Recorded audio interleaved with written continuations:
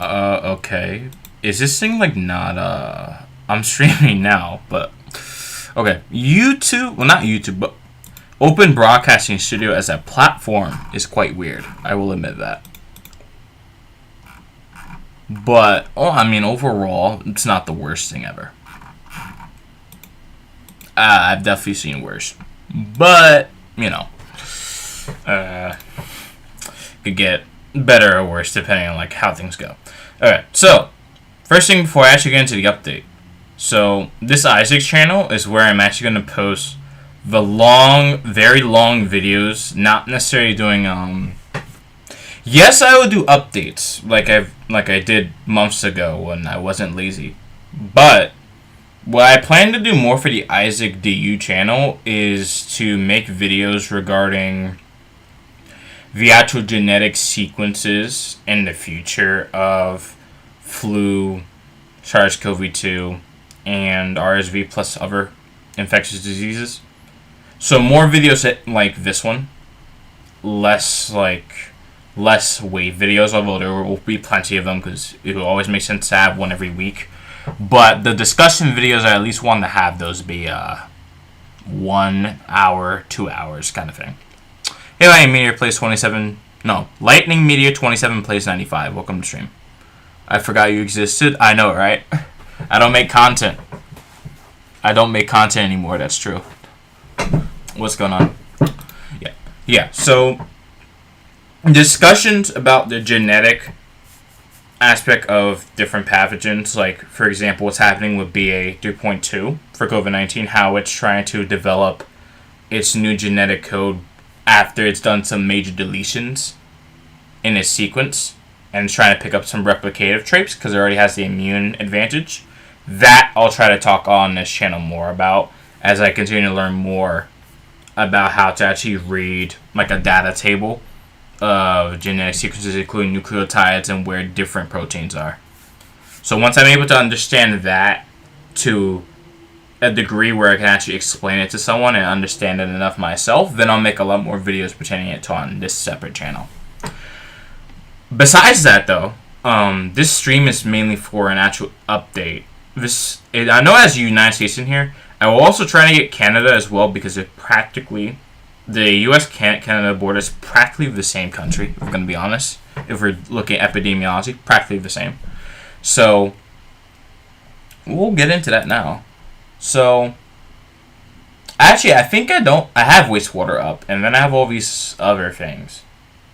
I think this was preliminary estimates for RSV and COVID. I don't think I'll need these, but I think because the CDC made one for flu, like this year, they already have one up. I'm surprised they don't have one for RSV and COVID because those are also two of the big three. So I'm surprised they don't have those up yet. But we do have, where's the CDC's hospitalization chart? Oh my goodness. Where's their hospitalization chart? There it is. Yeah, so we already had this data coming in from the CDC. 2024-25 was somewhere up here. It's off the chart, so I'll get that on here. But we already have this range here, and we'll get talking about it. So, first stop, actually, is we're going to look at JP Whelan's tweet. So, the CDC's information, well, CDC's now republishing their data. They updated all of the information except for, I think, a few things like, I believe, COVID, like provisional mortality, where we have actual death counts. And I forgot what else they didn't update. I know they didn't update the burdens, which I already mentioned, except for flu. But other than that, I believe they updated the wastewater. I believe they updated NREVSS, and I believe they updated they updated RespNet. I know that for sure. Forgot what else they updated, though. So I guess we gotta kind of look through the website and see what's happening. But okay, because CDC's data is back up and we have wastewater now. JP Whelan on Twitter, he's been doing infectious disease modeling for COVID-19 since the very beginning of the pandemic in the United States. So he has all the information needed because he usually uses the population tables, the immune distribution in the population, so population immunity, whether it's waning, things like that. The new variants, variant growth advantages, all of those are taken into account, plus human activity to make Visigraph here. So, for this update of November 21st, although the data from the wastewater system is a week behind, because it takes them about a week to get the information to the lab and then synthesize and send it back to the CDC for proper data testing. Right now, we're at 150,000 infections per day. The low point for wastewater, the wastewater signal, was in late October. So that, when I actually looked at it, was the lowest wastewater signal we've seen in a very long time. We haven't seen anything similar to that since about 2021, which is a very good thing. That we're now approaching without, like, some key caveats, without having travel changes through government policy, and without, like, for example, just the virus hasn't had a major evolutionary shift within the past 2 years. Although more the past 1 year. 2 years ago is when BA2.86 became dominant. JN1 became dominant 3 months after that. And then the formula for the pyrola clad was perfected by the KP variants in summer of 2024. And then ever since then, NB 1.81 and XOG are just derivatives of those, but they're not much stronger. They haven't taken much advantage of the genetic, how do I say it? They haven't gained enough genetic advantages over their predecessors, because I think Pyro's pretty much maxed out its capabilities at the moment. So we haven't really seen, compared to 22, 23, 24, we haven't seen these extremely large waves like here. We had a dominant variant roll in. We haven't seen that. But regardless, we still had a year where we had two major waves. The year's not over yet, but I believe most of the majority of this winter wave should most likely be in 2026, not 25. So in 2025, we had 2 waves. The summer wave being slightly higher than the winter wave. That's what we have right now. So JP1's update for November 21st was 150,000 new infections a day. So that's 150,000 Americans being infected every day. And compared to where we've been, that's pretty low. But that's across the entire country, and some places are a little higher than others. So in terms of actual people who would be currently infected, that's about 1 in 220. And then out of those people, just see all the infected in total. Well, I think I probably said that wrong. This is of the entire population. So if 1 in 220 people are infected, of all people in the United States currently, 1 in 550 are significantly infectious where they can easily spread the virus that causes COVID-19 to another person. I think I've summed that up pretty well. That's how it is. So if we look at the graph here, we're in a pretty good location. We are lower than where we were in the summer, which is great. At the lowest peak, this is not actually summer. I think this is the early summer, late spring. So we're below. We got below the lowest point of 2025 before the summer wave, which is good. Which that was on average similar to what fall 24. I think fall 24, spring 24, and then this is fall into early summer 23, where we had similar years. We're at around late spring, summer. The minimum infections were around 150,000, so where we are right now. But just 2 weeks to 3 weeks ago, we were at 118,000, which we haven't seen since I think at least Omicron, and definitely we haven't seen anything this low since at least 21. So it's been a while. Now, from that point, if we look at, I think Sci-Fi had graphs here. He had COVID matrices where he had each HHS region? Yes, HHS region of the United States plotted. So, for example, the United States, the HHS regions are divided into the FEMA regions. So, the United States is divided into 10 FEMA regions. You have the first region, I believe, is New England. The second region encompasses New York. New Jersey, Puerto Rico, and the U.S. Virgin Islands. Region 3 is Pennsylvania, Delaware, Maryland. I think it includes West Virginia and it includes Virginia. And then Region 4 is the southeastern United States. And then I forgot what the other regions were. But generally there are 10 regions. And if you can search online where your state is and what FEMA region it's in. So you can get a general idea of not only for when natural disasters occur, who you would go to, but also what the current disease landscape in your region looks like. So instead of saying like the southeastern United States, if you live in FEMA Region 9, for example, you could check states in that region. And you have a much more accurate, you have a much more accurate view of what's actually happening. Right? So we'll continue on. So we have some of these matrices. Now, it may be hard to see, but this one I think was for New York, New Jersey, 6th lowest I think that we've seen in a while. So we have these here. So the color grading here, the more purple it is, the higher positivity. So being the high percentile of positivity for COVID-19, right? So what that effectively means is when you see purple, that means of all the days or weeks, not really days, it's more weeks. For all the weeks in the pandemic, the amount of people who test positive for COVID-19 on average during this week is in the 80th percentile. So it beats 80% of all weeks so far. Whereas if you see something that's very close to blue, that means the vast majority of weeks that have passed by have been have been worse than what you're experiencing now. So effectively, the more purple this is, the more I guess, like, if you do a comparison, the worse it is overall for the entire pandemic in terms of infections. Whereas the more blue it is, the less COVID-19 there is generally, and the less impact it's having on society. So you can see that it's not really a seasonal pattern. I believe this is Region 4, so this is the Southeast U.S. So you see it's not really a regional pattern when you're in, I would at least say this yellow region.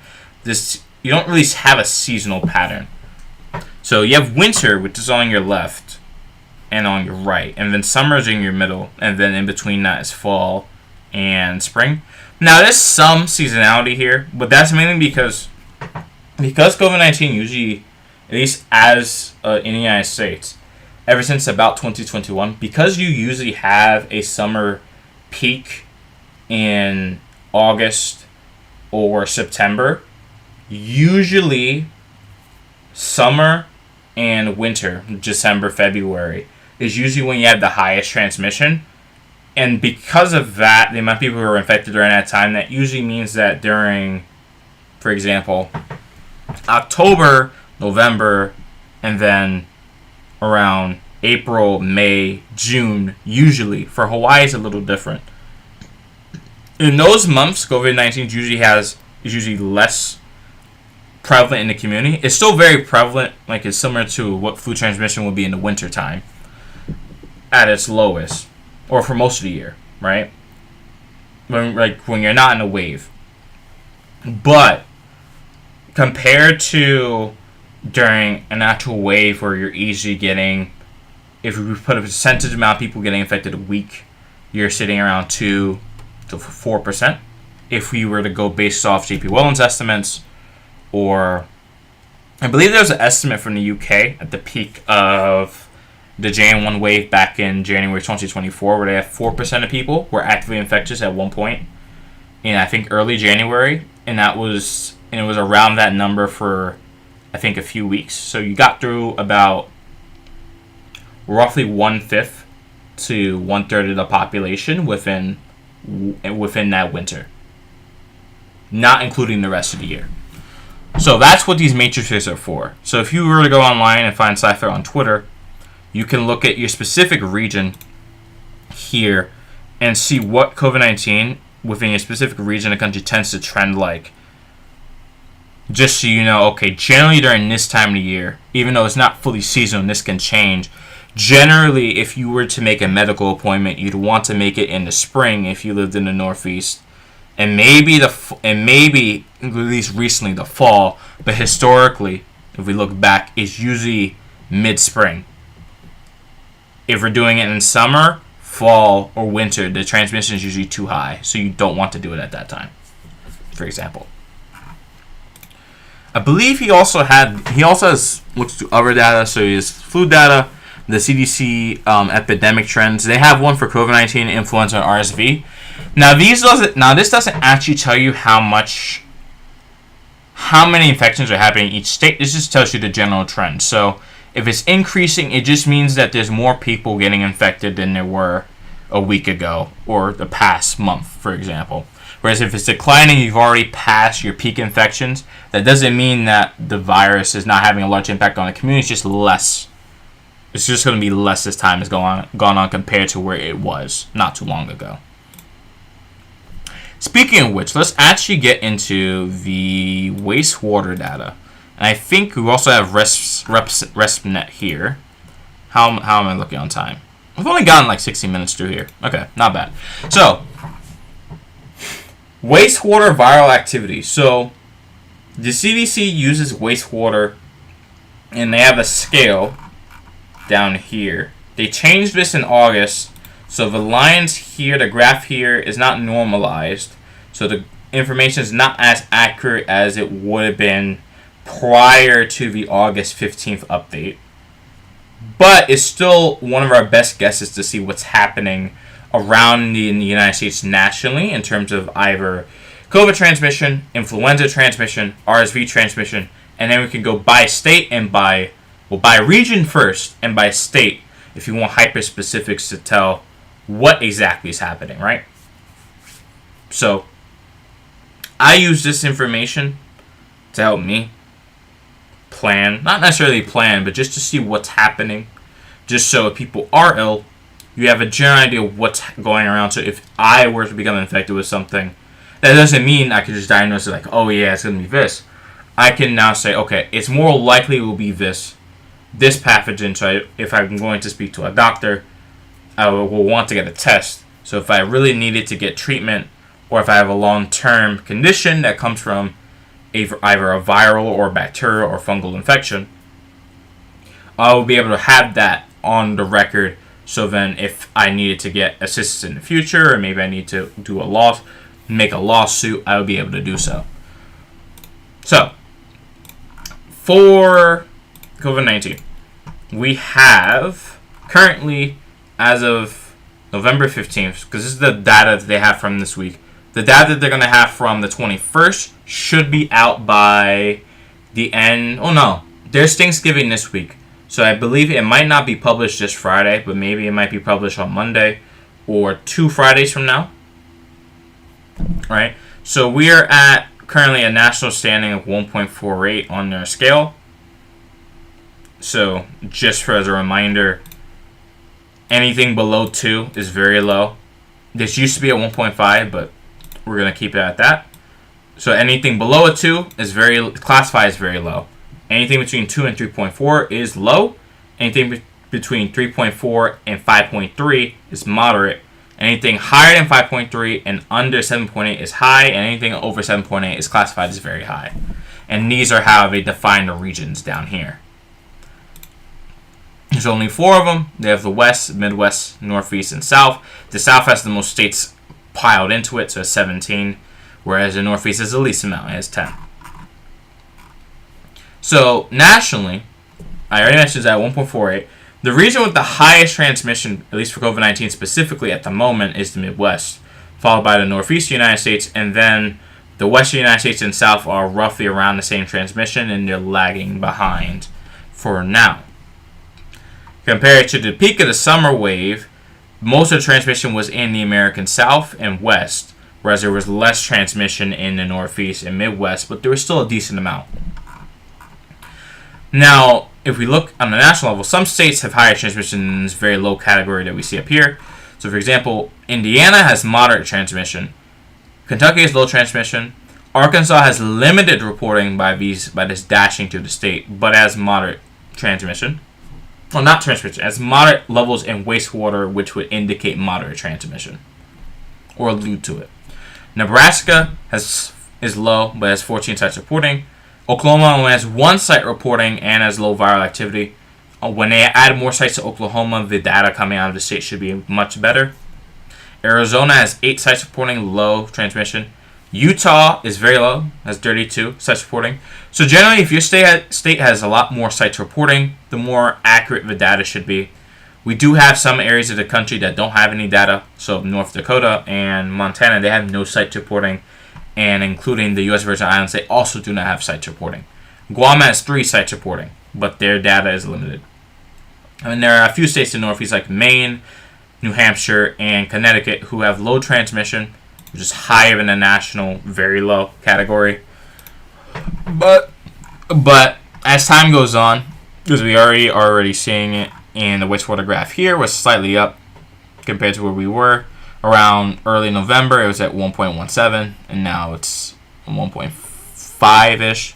This should begin to slowly start going up again before it starts going up faster as we approach the holidays.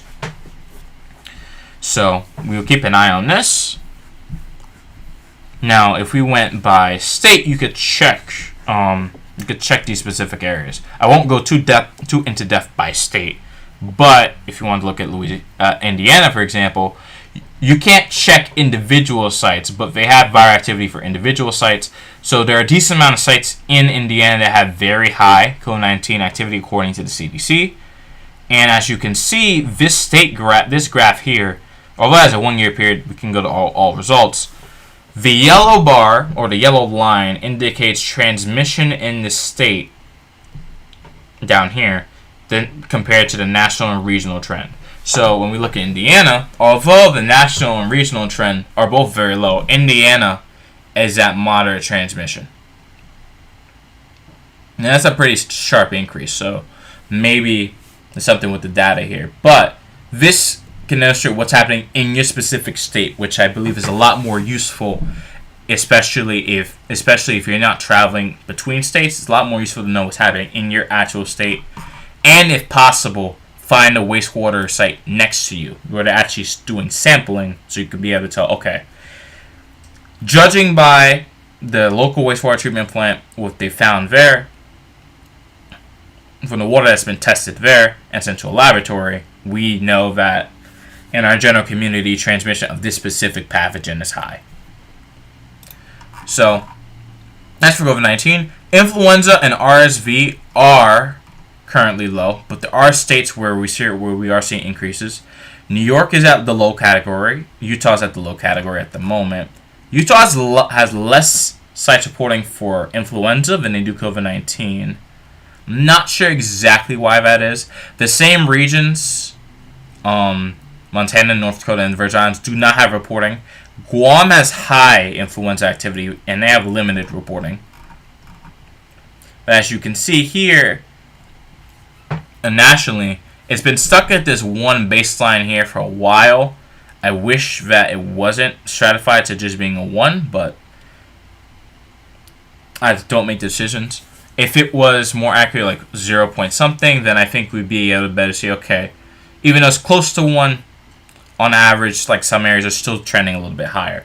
But as we get towards the end of this, we see that the Northeast is at 1.26 on the influenza chart here. That's still in the very low category. But if we look at how influenza usually kicks up, and look at all results, for example, influenza usually kicks up around this time. It can kick up earlier than that. But usually around this time, once you see all the regions get to 1, get above 1, or they have not 1.0, but they have 1 point something, then you usually see a large increase. So now that we're seeing the Northeast here, within the next week or two, we should see the other regions of the United States start to populate in with numbers greater than 1, and then eventually, usually flu will have a skyrocket exponential curve here.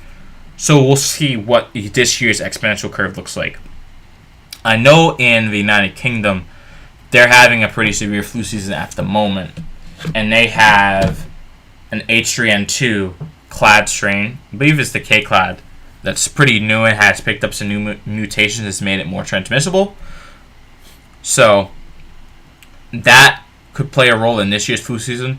We had a severe flu season last season. The CDC estimated that killed between 27,000 to around 130,000 Americans. So, looking at that, if this year would follow a similar trend, maybe a little bit lower, you would expect around the same amount of fatalities, depending on who gets affected. Now, for RSV, we'll go over that as well. The CDC also has voice forward detection for measles, monkeypox, and H5 versions of influenza or avian influenza. We won't be going over these in this live update, but on Isaac DU, I will probably be looking at these just to see what is actually happening. As for RSV data, nationally it's still very low, but some areas are of note. So Guam is low, is in the low range. Washington's in the low range, but they only have one reporting site. Florida has 13 reporting sites and has moderate RSV transmission. Louisiana is low and has 2 sites reporting. A lot of states like Oklahoma, Arkansas, and Mississippi, they don't really have good surveillance. They have limited data, limited coverage, as they say down here.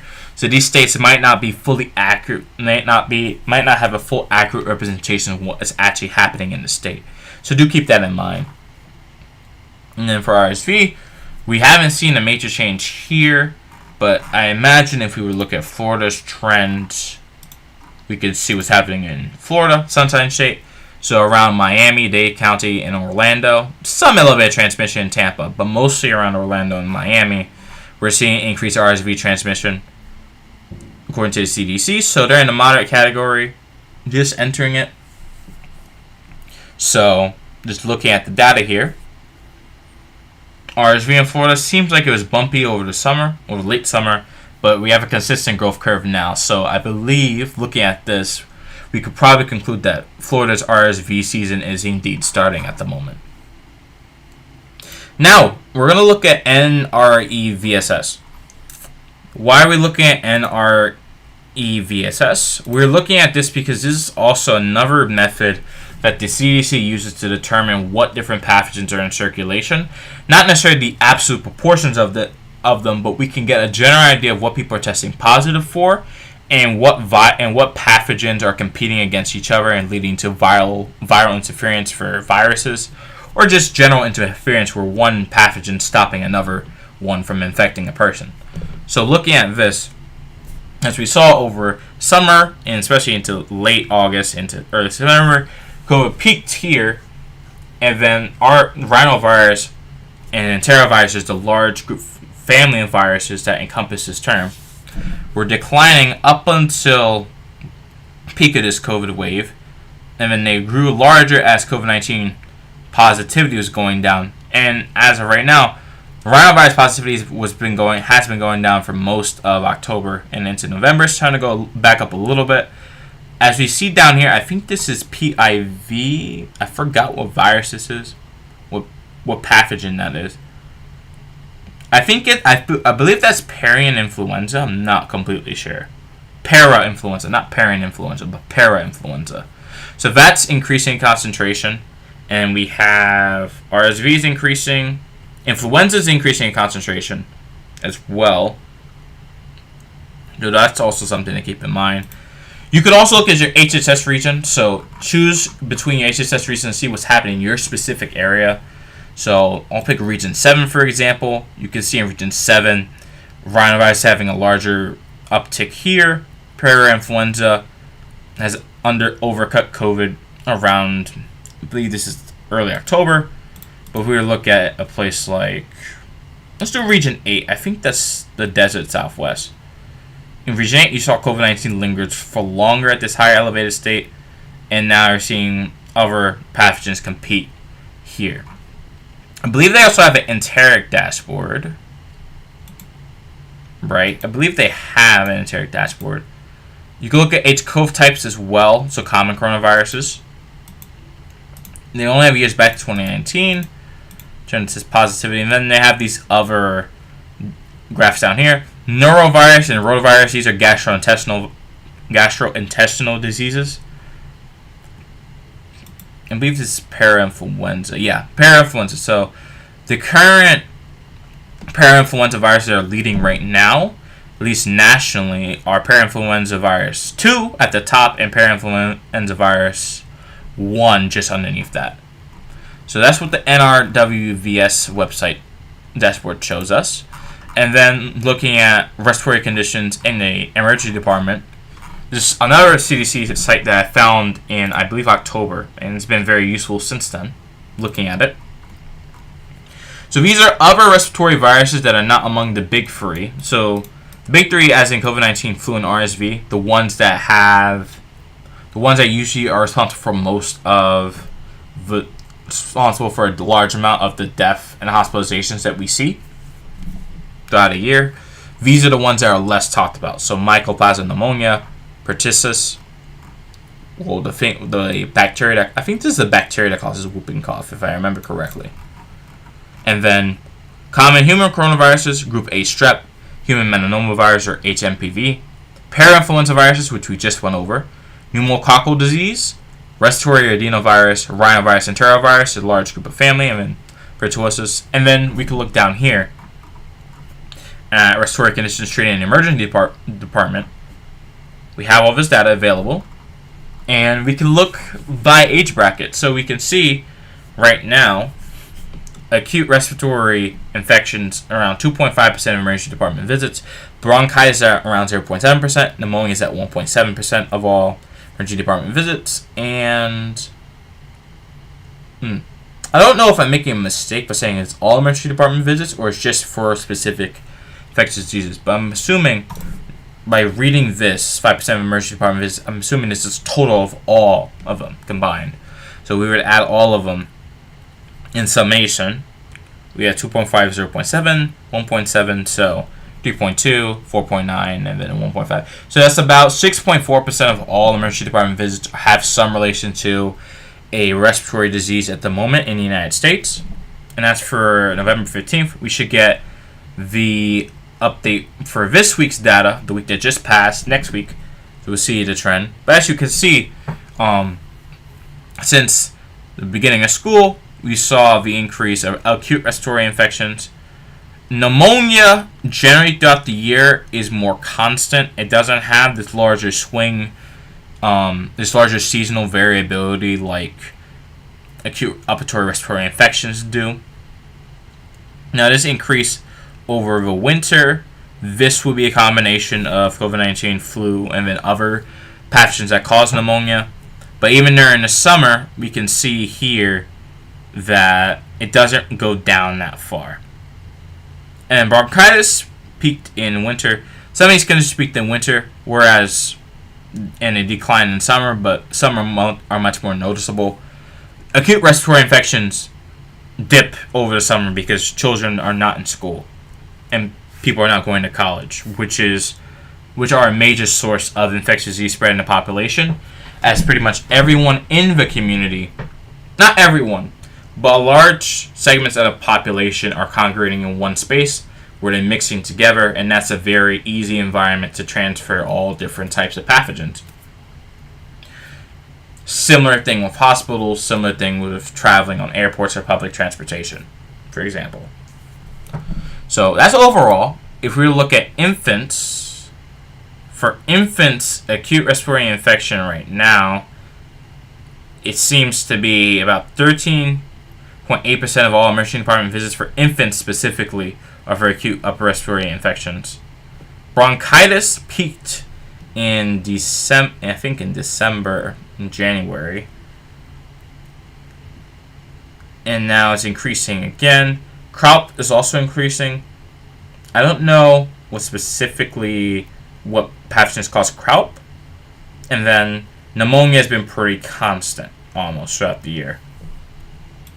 For kids, we see a larger distribution. We're seeing more croup increase here.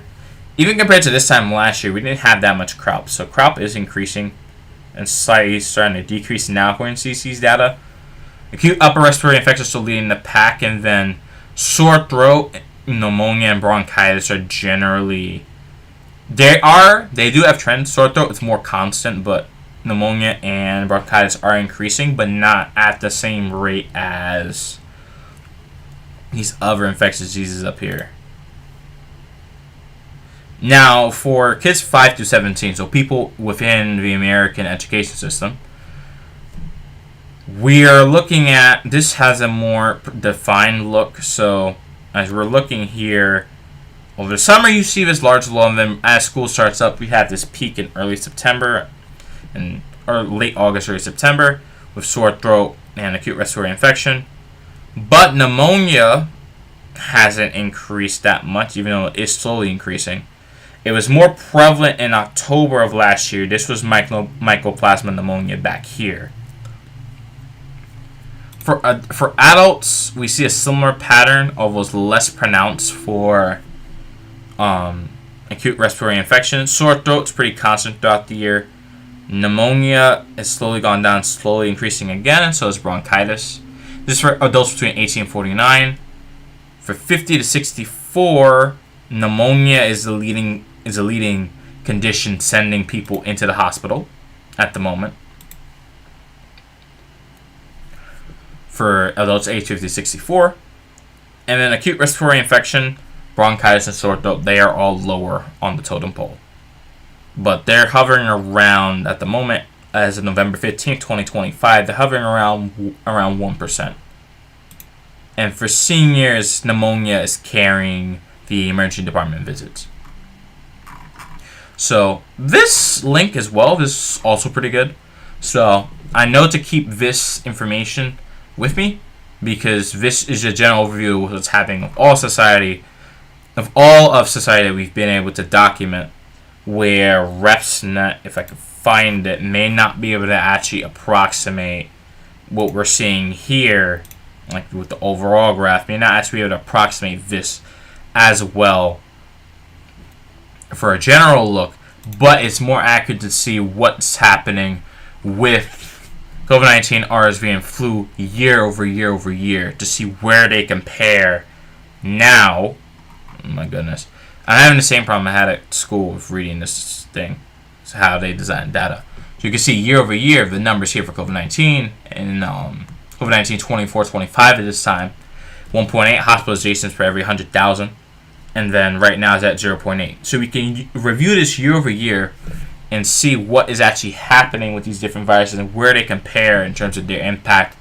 Not with just infections, when we're looking at wastewater, but also what are they doing at the hospital level? What are they doing at the morgue level of how many people are going to how many people are going to the hospital, and then how many of those people are dying and filling up graveyards, for example. As we could see last year, at least for where we are right now with the flu, we're at roughly the same area as we were with the flu last year. Seems like we're on track. But you can see here, the flu in this little area here, the flu's increase here with hospitalization helps suppress COVID-19 and RSV down. Whereas if we were to look at 2023-24 at this time, and we're going to compare, we're going to remove 24, 23, 20, 25, 26. If we look at COVID-19 at this time, COVID and flu had roughly equal hospitalization rates at this time. At the same time, well, in early January, late December. And flu was shunting down earlier, and COVID-19 was riding higher above flu for most of the year. And then flu transitioned away, as it normally does over the summer, into not a hibernation state, but more where it's dormant and it's not spreading widespread throughout the community. But then COVID-19 around May started increasing again because of the KP variants of Pyrola. The KP variants of Pyrola optimizing the genetic formula that BA2.86, the highly divergent variant that emerged in 2023, took advantage of, right, from the second version of Omicron that was spreading back in 2021, early 22. You had a chronic infection inside of a person, and then you had a divergent variant form within them, and it gained access to circulation. So this here's JN1, and then this is the summer wave of 24, We see COVID-19 generally had a much larger impact than this summer, for example, in terms of hospitalization rate and just how large and wide, how high the wave is and how long it was that way. Compared to this year, where it didn't get as high and it didn't last as long at its elevated peak level, right? But even you can see that if we looked at 2023, 24, the combined peak was higher than it was for influenza, the combined peak in 24-25, because influenza was carrying in 24-25, but in 2023-24 winter, COVID-19, flu, and RSV combined together to create a higher hospitalization rate here. And we've got 2022, for example, and I guess every other year that you could think of, and it gets messy. But you get the general idea, right? If flu is dominant again this year, and it seems like it will be because COVID-19 hasn't really gained an evolutionary advantage this year, then it will probably be likely that flu will dominate again. So this year's hospitalization rates, or the amount of people who will be ending up in the hospital and dying this year, it's going to be more dependent on how well this new flu strain does in the United States, and then depending on where COVID is and where RSV are, what are their levels at their peak, and how long do they maintain that as the floor that just keeps adding to it. Because by April, the flu season will be pretty much over, and then at that point, it's just COVID adding to it, adding to the death rate and the hospitalization rate. That's why the CDC has their new viral season. It's it's a year-round thing now, but they have it starting in October, where they see the entire traditional cold and flu season, and now afterward, the rest of the year is just what COVID is going to add to that. And this looks pretty messy. And then they have this cumulative rate here, so we're going to see where we are now compared to last year. We are here. So the big uptick should get going around December. So year over year, we're at a lower starting point than we were last year for pretty much. We're out for flu, but I think RSV and flu are around the same levels. I think RSV is actually slightly lower here. RSV is lower. So COVID and RSV are lower right now in terms of hospitalization rates and infectivity transmission than they were at this time last year. And the flu is roughly in the same position. So the flu will probably be able to take more advantage because there will be more space available for it this year than last year.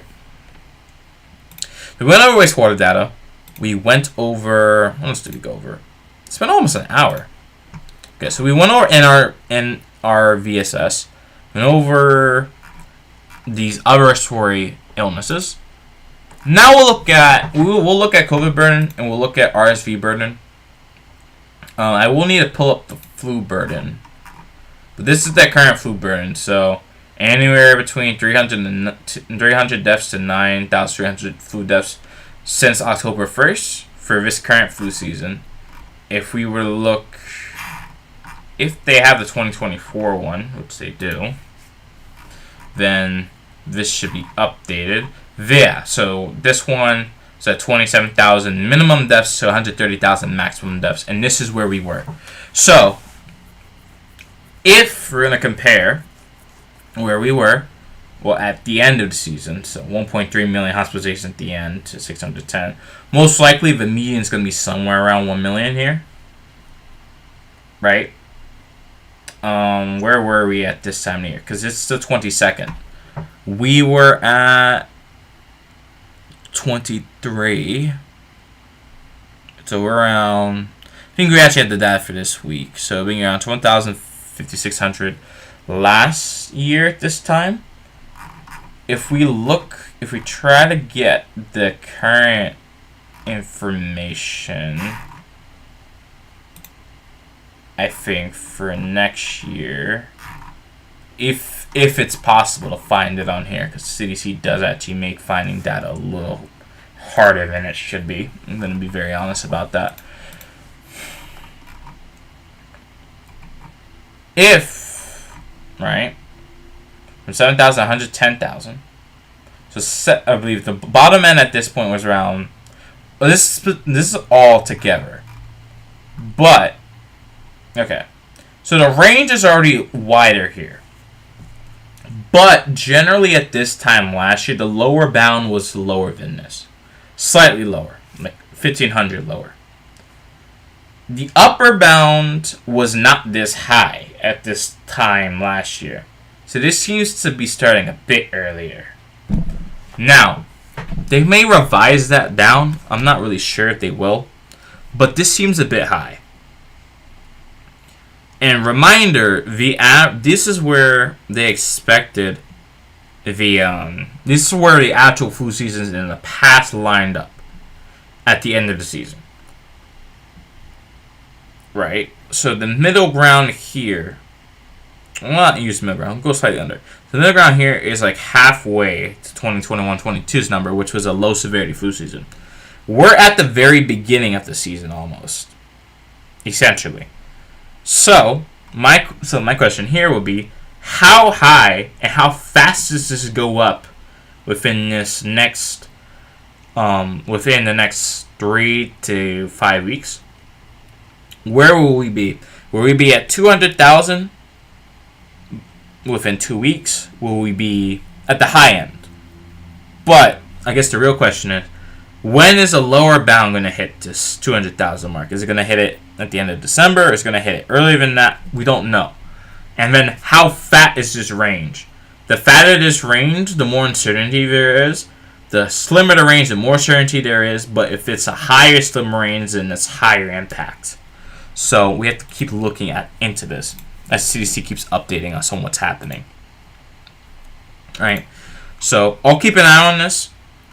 I think eventually, especially on the IZDU channel, we might do, I think at the end, not the end, but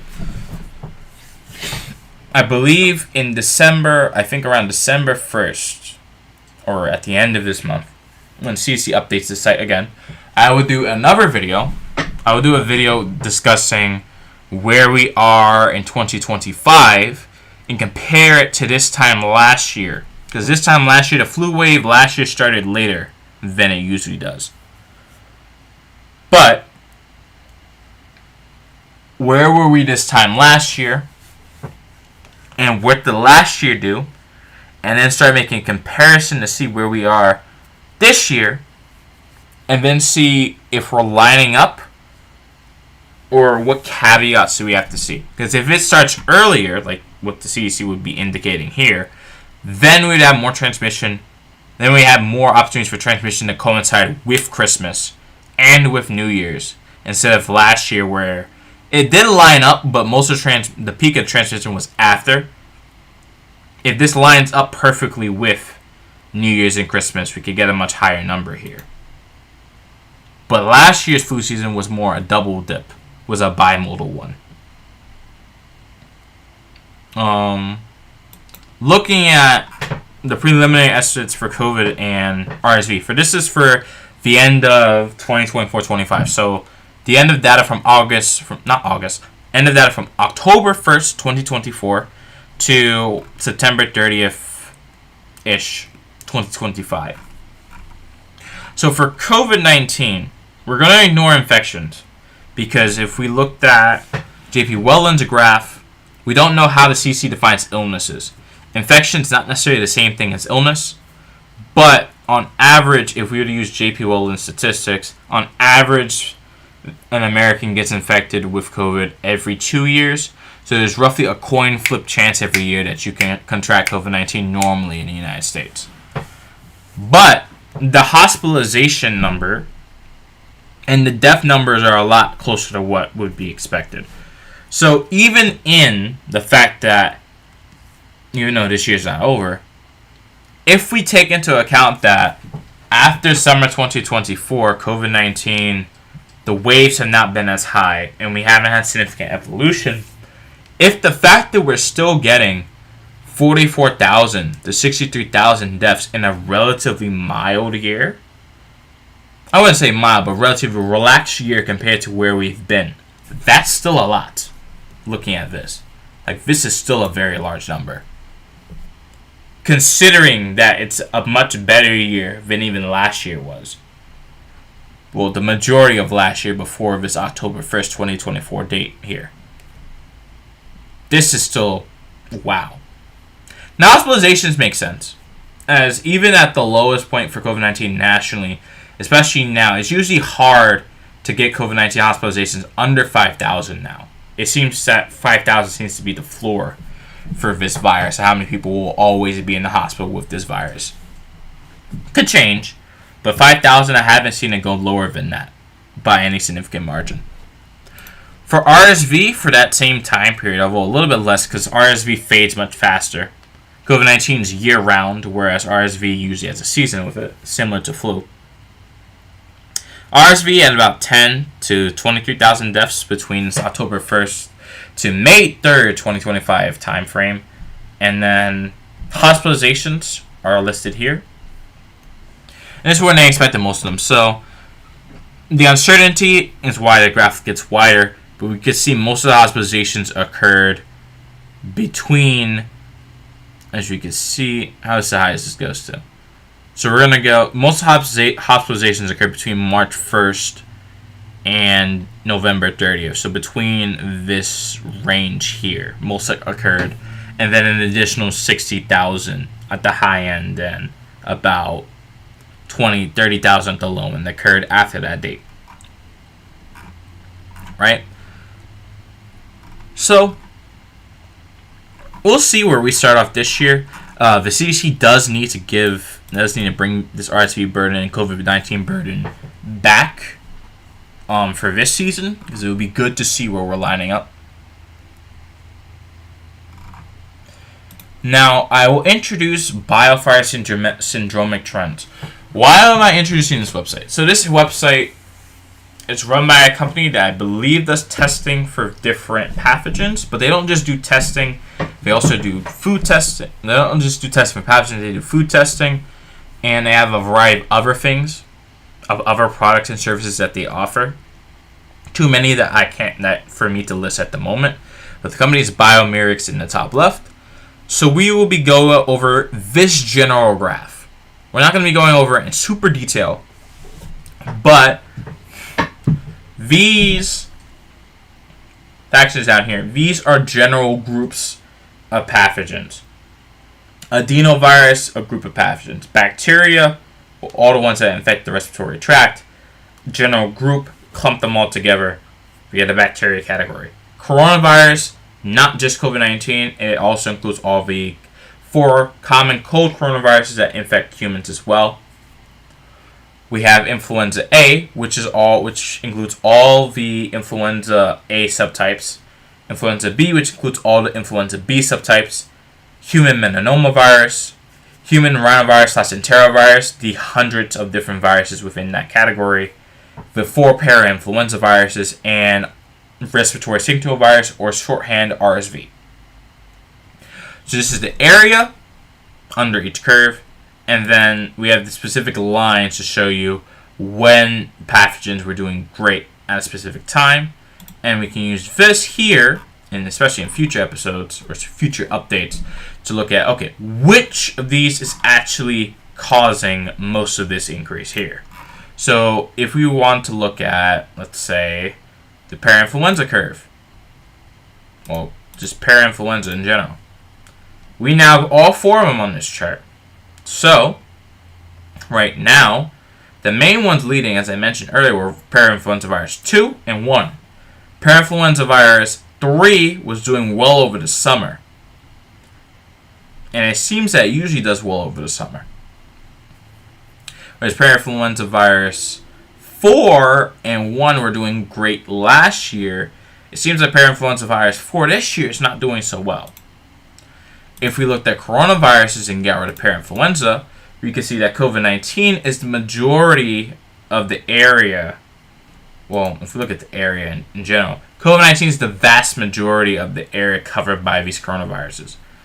it's this main reason why this JN1 wave here, very large here, large summer wave 2024, winter wave 2025, into spring, this lagging, this lingering transmission here, summer 2025, and now starting to see an increase again as we prepare for winter 25-26. Additionally, we have the common cold coronaviruses that we're doing well at the time. So coronavirus OC43, this orange color, this dark orange color. We have coronavirus NL63, times they do well, and then the specific years where they do well. So for example, coronavirus HQU1 was doing well, after JN1. The JN1 variant of COVID-19 was doing very well in January. So it was doing its best in February 2024. So you can see, we can get down to the specifics of what specific pathogen is doing what.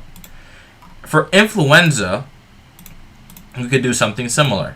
We could look at what clade is doing the best.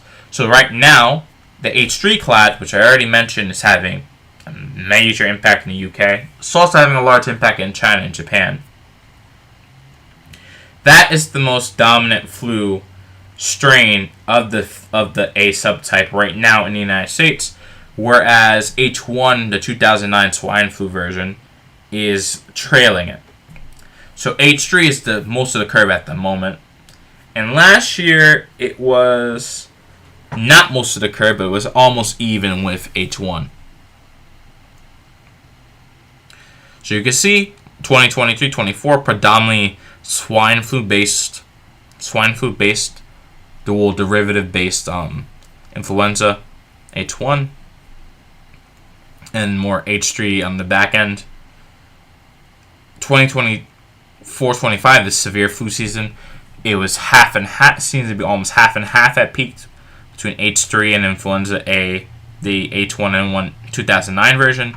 And now, right now, it seems that H3 is leading the pack at the moment. But we'll see how much it adds to this. And then also influenza B, all those categories. You can see influenza B in 2023-24 was much more prevalent than it was in last year's flu season. So we will see how well it does this year. There's a bit of a sliver on top of H3 here, so we'll see what it does. But generally, if we want to look at a specific pathogen, see the trend, we can look on BioFire, syndromic trends, we can sniff it out and figure out what's happening. Similar thing with gastrointestinal pathogens, although I won't go too much into this. We can do the same thing here. Look for a very specific version of E. coli, go for a specific parasite. If we're looking for it, we'll find it. Also, before I go, the WHO has a COVID-19 dashboard, but they also have, these are mostly dashboards for wastewater monitoring. So for the United States of America, we have COVID-19 data tracker, which they made worse, but it still has some data on it. Yeah, it still has some data on it, but it's not as good as it was in the summer. Trust me, before the August 15 update, this was way better. Way better. I mean, way better than what you see here. You could scroll through time. Well, you could not just scroll through time. You could see what it was like for different age brackets. Scroll through time for different age brackets. You could look at what was happening by state, which was even better. But this is not as good as it used to be. It's still good. Like, it still gives the necessary information, but it's not as good as it could have been. Canada also has a wastewater monitoring dashboard. So if you live in Canada, you can look here. Now, I think this site shouldn't be down for whatever reason. Although it seems like Canada, like this site was working when I last checked it, but it seems like it's broken now for whatever reason. But usually there was a national map of Canada here, and then you saw what COVID-19, flu A, flu subtypes A, flu subtype B, and RSV were doing in your specific region of Canada. When this website from the Canadian government reopens, it's operational, if the data is working, and it doesn't look like the software just doesn't work for whatever reason, you know. I'll talk about this and include Canada within the U.S. update because Canada and the United States, they share a border, but populations are relatively similar. The geography is relatively similar. How the cities are laid out in the suburbia, or the population, not the population density, but more how the population is arranged around major cities and how the societies are connected is relatively the same. So, it will make sense to include them within the update. And then eventually, as time goes on, I think especially for Isaac DU, I'll add information regarding... Am I muted? I'm not muted, am I? Okay, I'm not muted. Okay. I will add information regarding what is happening in Europe, or Europa, however you like to say it. I will try to add information from the Asia Pacific, so get data from Japan if possible. I don't know if China has any data, but if they do, it would be nice to have that available. I know Australia and New Zealand have data available, so I'll pull that up. I'll be able to pull that up. But generally, I want to be able to have all the different wastewater sites and then the public health bureaus of multiple different nations available, so we can be able to cross-seed information from them to give an update. And then when we need to look at more specific things about what's happening with a specific virus or pathogen or bacteria, we'll use the word pathogen as it's all-encompassing. We need to look at the genetic sequence, what different variants are doing, antigenic drift, very complex terms. When we need to look at all that information, we'll have the genetic database like COVID Spectrum or NextAid, GISAID. Not NextAid, it's Next Strain, GISAID, for example. We'll have all that information available so we can start really digging into what's happening at the molecular level, the molecular and genetic level with most of these pathogens. Really see what they're up to. Oh, they're not really up to anything. It's more just evolution. See what's happening, and then from there we'll be able to build. We'll be able to build an idea of okay, what to prepare for, or just a timeline of what mutation needs to pick up before it can really get a bang and a snap on whatever it's trying to do. So that should be it. So this update was only an hour, which is good. Although no one came to the live stream except for one person, so I do thank Lightning Meteor 27 Plays 95 for coming to stream. Thank you for coming to stream. I will try and put more videos on the IZDU channel. For this channel, I just need to not be lazy, which I'm a very lazy person. I know this. I don't want to do anything, but you have to keep in mind this is important information. The only thing I can't do is give medical advice because I'm not legally a doctor yet. When I do get to that point, though, I'll try to. Anyway, for those who are interested, or maybe you're sick right now, I know someone who's sick right now because someone in their family brought it in. So, good luck to you. But for people who want to prevent being ill, if something can be transmitted by touch, like fomite, for example, you want to sanitize surfaces. You want to avoid touching things that you can't use, like maybe your clothing to touch, for example. Keep things sanitized. Wash your hands for the appropriate amount of time, 20 seconds. Ideally with warm water, but if you're in like a public area, there might not be warm water available for whatever reason. If the pathogen is airborne or can be transmitted by droplets, droplets are more short range transmission within the 2 meters 6 feet area, whereas airborne can happen with a person who's not even right next to you, or people who are not even in the room but were in there for hours previously. The only way to prevent airborne transmission, only ways, are through ventilation. Far UVC will be difficult for most people, but ventilation and a respirator mask help a lot with reducing any airborne transmission. I myself mask a lot with respirators in public, so I haven't picked up anything within the past 1.5 years, despite people around me who are constantly coughing or have mucus or postnasal drip. Although postnasal drip is after these infections usually, so Not everyone who's coughing has an infectious disease. Some people may have a lingering cough. Some people have chronic disease. Some people may have postnasal drip from their recent infection. So do keep that in mind. But still, just generally to be safe. And then obviously, you want to make sure your water is clean. If you're uncertain about it, I will boil it. That won't remove any materials in it, or like hard metals, for example, but it will kill off microorganisms that can make you ill, or will trigger your immune system to make you ill, rather. Both. You can do both.